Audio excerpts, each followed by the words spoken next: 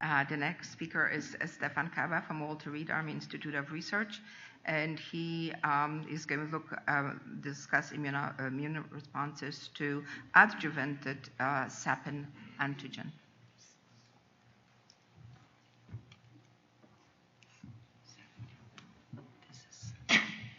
This should be your pointer. This is forward. Okay. And this is your time. Okay.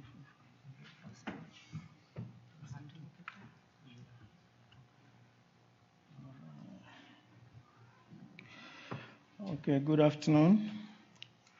I'm going to present to you the second generation preclinical data about the second generation sapin-based malaria vaccine candidate that we developed in our lab.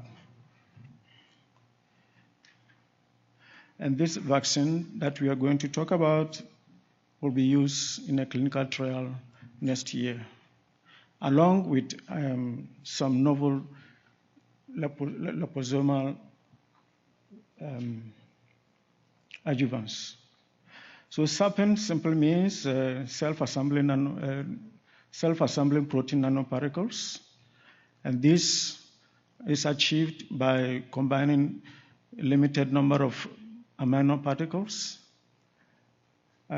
acids, using the principle of asymmetric self-assembly. As an introduction, the first generation particles, we have demonstrated that sapins are able to induce high titer antibodies, long-term and high avidity antibodies, and they also protect. And this is all without adjuvants. We have also shown that if you immunize monkeys, you take the serum from the monkeys, you purified IgG, using in vitro assay ELSDA, you are able to prevent invasion of liver cells. And as you can see as you can see over here, we get up to 90% reduction. In vivo, if you transfer this serum from monkeys or the purified IgG, you are also able to protect mice. So the second generation antigen that I'm going to talk about today, which will be used in the clinical trial, is dubbed FMP14 sapin. FMP14 sapin follows the first generation backbone. And as you can see here, what we have is usually you have a pentameric and a trimeric with a linker between them. And at the ends, the N and the C terminals, you can clone your antigen of interest or epitopes. And I must also say that the first sapins we cloned peptide sequences. But this one, so over here, the N terminal, we have PFCSP, the C term of the CSP antigen. And at the C terminus, we have 6 copies of the NAMP repeat. So this is schematic diagram of all that is in that construct. So we have some CD8 epitopes and then CD4 epitopes. So it oligomerizes into this. And this is now produced we produce it in E. coli. Can you point this one to this?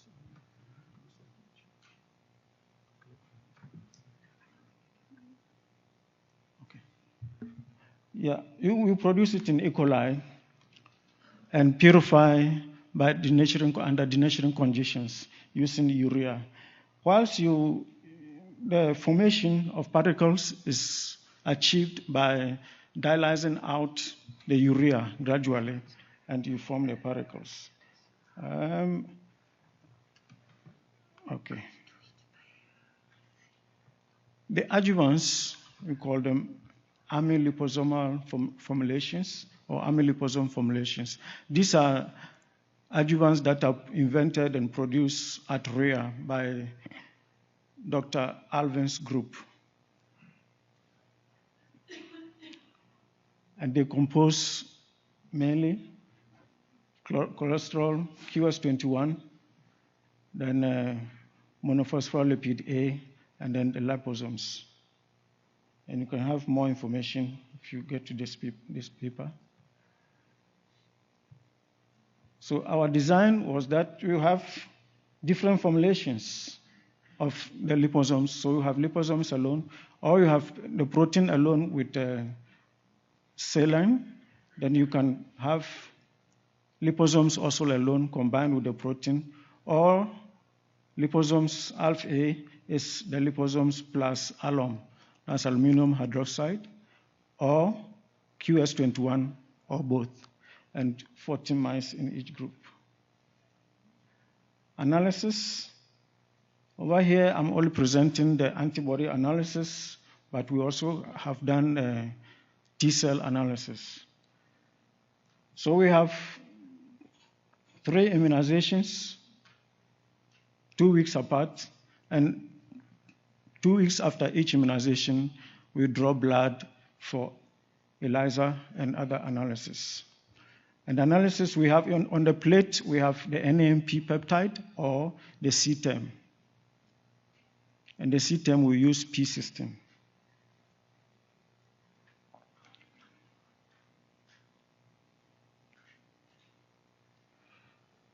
So as you can see over here, all adjuvants were able to enhance the induction of antigen, anti-NAMP antibody, as well as the CTEM, but I'm only showing here as a representative. And induction of these antibodies are dose dependent. The more PFMP14 you add, the higher the titer. And adjuvants also enhance, especially QS21, gives more. And they also protect. So the adjuvants enhance the protection induced by the antigen. And the protection was not 100%. We couldn't correlate it 100% with antibody, because sometimes mice with lower antibodies are also able to survive. So in conclusion, we say that all adjuvants enhance immune responses to FMP14 in mice and FMP14 formulated ALF adjuvants induce protection in mice as well. All that I have said was reviewed by the Army and allowed to be presented over here, and they are my private views, not that of the Army. And the experiments were conducted under appropriate humane animal use and care conditions. Special thanks to Dr. Linan's lab, where I work, Dr. Ivan group, who provide us with the adjuvants, and Dr. Burkhardt, who is the inventor of the nanoparticle platform. So for the manufacturing, how FMP14 was manufactured, you can visit, that is on tomorrow. This section, section B, poster number this, you have, if you want information about how it's manufactured, and also the cellular responses will also be presented the next day on the 16th. Thank you.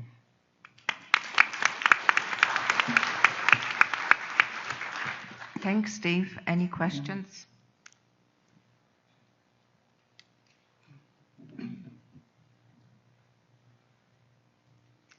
There is go ahead. Nelly, you have to use the microphone closer here, I think. Yes, right here.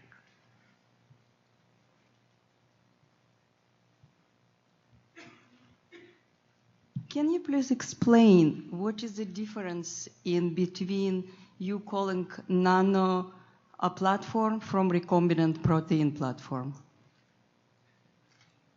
Recombinant platform. Yeah, recombinant proteins are used for a long time to make vaccines. You call it nano platform, so I don't exactly understand the difference. Can you please explain?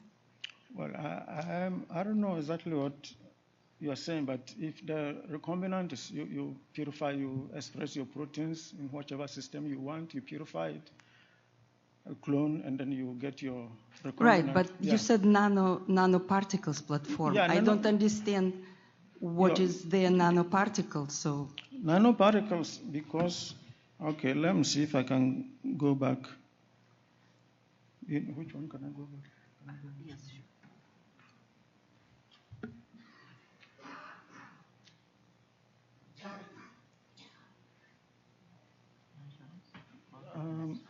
Next one. No. Next one. Next. One more. Okay. Okay, so this is maybe if you are talking about your recombinant protein, you make a construct like this and you just purify it and you use it. It can be considered your recombinant construct. But in this case, what you see here, these blue sections are oligomerization domains. So they form helixes. So you have something like this. So this is the linear portion. And with this linear, you see that you have 60 of them. 60 of these linear proteins, if you call them, how do you call it, recombinant linear proteins. 60 of these ones, once you remove urea, they refold. So 60 of them refold to form a particle. And the surface of this particle, you have your antigen, which was cloned at the ends over here. I wish, can you click on this thing to rotate for me? Just point on it and click it. Yeah. So this is a particle. It's formed from 60 of these. So it's a particle and not just well, you can call it a recombinant protein, but it's a particle. It's a nanoparticle, that's what I'm saying. And the size is less than 100 nanometers. I don't know if that answers your question. All right, thank you too. One more question, please. Mm-hmm. Hi, do you guys check for the immune response to your helical regions, the particle core? The core, yeah, we do. We do have some responses to that, but it does not inhibit the antigens that of interest. Do you get boosting of that? Because you showed 3 doses. Mm-hmm. Are you able to correlate the immune response to the core boosting with each one as well? Yeah, and it doesn't affect it. Okay, thanks. Yeah, thank you. Any other comments, questions? Stephen, thank you very much. You're welcome. Thank you.